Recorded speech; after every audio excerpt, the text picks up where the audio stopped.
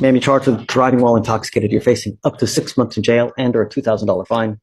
You're going to Officers observed a 2017 black GMC Sierra fail to maintain a single lane by driving onto the curb and straddling the curb for 70 yards, and observed it to fail to obey a traffic signal by failing to stop at a red light. The truck had the front half protruding into the intersection. A traffic stop was conducted. The defendant appeared confused, fumbled with the key to turn off the vehicle.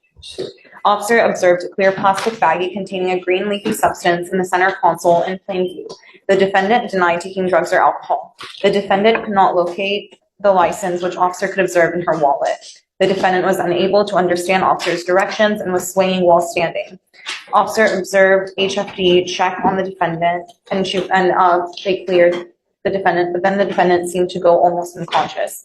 The defendant was transported to LPJ. DICs were read and the defendant consented to blood.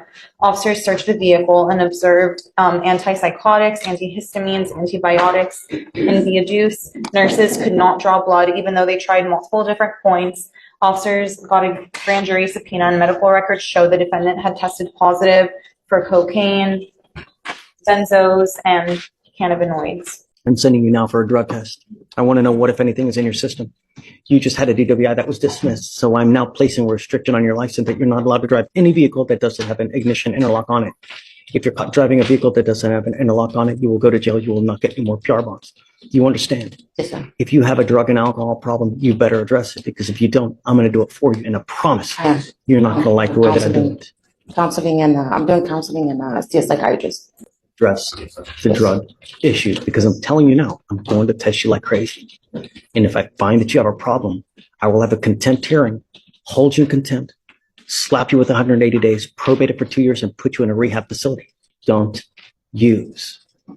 My only concern is public safety. If you do anything to violate that or make my public unsafe, okay, so Ralph, I'm going to send her for a test now.